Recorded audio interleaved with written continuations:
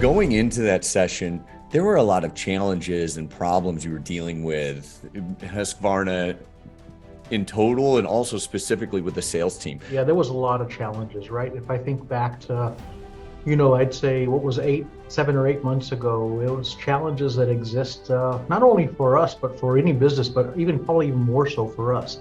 We had supply chain challenges driven by, the pandemic that occurred, as well as supply chain networks that continued to stay there. We continue to look at pricing that was taking place at unprecedented levels in the marketplace. So, I would say demand that took some kinds of huge turns in 2021, and all of a sudden in 22, that demand started to soften a little bit. Our business is different though, right? It's very different to say, okay, my goal is to, 2x this past year. Yeah. It's another thing to say, we're going to 2x this past year, no matter what. There's a level of accountability that calls people into action, aligning your no matter what's, not with just your own sales goals, but your customers' goals. Yeah. And when those things are stacked on top of each other, it just feels like it's unstoppable. And the other thing too, I would say, Sterling, with the organization, again, still being, 2 years in now as of a few days, you're still learning an organization back in August, and they're learning you. And I think that's what, this helped drive as well, because as we had a lot of folks come back and share their no matter what commitments. We engaged something like a month, maybe 2 months ahead of the keynote itself. Can you talk a little bit about like your experience in working with us during that time, the interviews, the information you shared, kind of the efforts we really put in together to customize what the no matter what impact was going to be at your sales event? Yeah, Sterling, what I really liked about the process leading up to the event was really getting to know us culturally and what our challenges were. And the time that you took to really understand and meet not only with myself, but our president at the time, and say, okay, what culturally are you trying to drive? Where do you think some of the watch-outs are going to be for the organization? What are the biggest challenges that we're facing?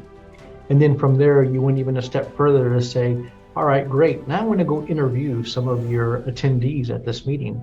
And you were able to do that amongst, a lot of our sales team at different levels of the organizations, from individual contributors to, I would say, even some of the team members that I have that lead entire channels and lead, hundreds of $1 million of business for me. And we leverage no matter what throughout the whole event. I think the day after me, you said like each of the different department leaders had their own no matter what's. Will you just speak to how you leverage no matter what beyond the keynote? Yeah, so beyond the keynote, what we did is, again, for all of the channel leaders across all the various channels in North America, is we determined what the 23 no matter what commitments are going to be in order to achieve their business goals. And in doing so, we publish those out to the organization or each of those individual teams. And as I mentioned, that's something that, challenges come, things change, but we rely back on that no matter what to say, hey, if these truly are no matter what, these are the things we're going to still deliver in, whether it's something for one of my retail businesses or my dealer businesses or, my e-com business. It's still something we look back to and say, okay, what activities are we taking today? Or what decision point are we at? And how is this going to steer us closer to our no matter what? Or is it going to steer us away from it, i.e. maybe not the right decision? And what was the immediate impact after the sales event? Yeah, so good question. So right after the sales event, we went into, at least in one of my channels, we went into our selling season for the 2023 selling season. And I think there was a lot of momentum around it. We had so no matter what commitments for, I will speak to one of them. One of my teams up in Canada actually, had a number of metrics that they actually put in place. And they had a record booking season. They actually had some record results against some key segments of our business that we really want to track and grow. And because of that, I think they put their own momentum around it. In fact, one of my region sales managers, continued to talk about no matter what, even to this day. And, I'm glad that he came back and said in January, came to me and said, guess what, John? These are my 4 no matter what commitments I had for the business, and all 4 of them were delivered on. But do you see any cultural impact? Like, has anything shifted or changed, either for the better or for the worse?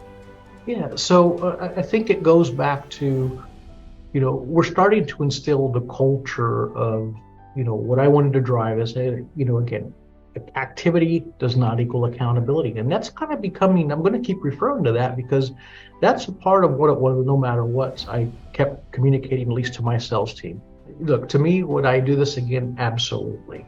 Would I wish that we could probably, expand it to the entire organization? Absolutely. And that's something I just couldn't do because not everybody was in attendance, but it's still an area that I believe, when I came back, I, bought a whole bunch of books. And I will tell you, that's even something I'm doing now, Sterling. When somebody comes new into my organization, I'm actually telling them, hey, look, welcome to the company. Here's something that at least if you're going to be part of the commercial organization, I want you to actually have. And I give them one of your hunting discomfort books. I tell them in this, you're going to learn, you're going to have areas, you're going to have challenges, you're going to have discomfort. What I'm looking for is the behaviors on how you drive yourself to different breakthrough results. In working with you, it's been really a great process overall. And why was it a great process? Because you spent time to learn our organization and know what was our challenges. You took the time and the initiative to interview some of our colleagues and hear it directly from them.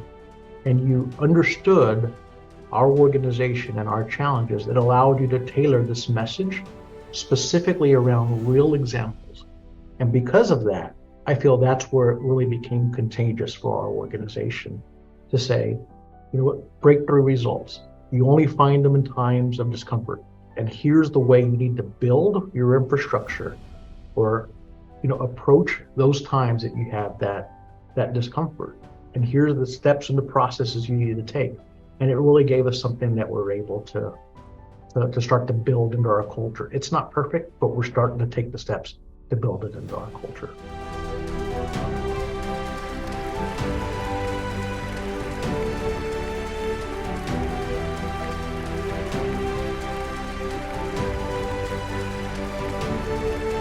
No matter what. No matter what.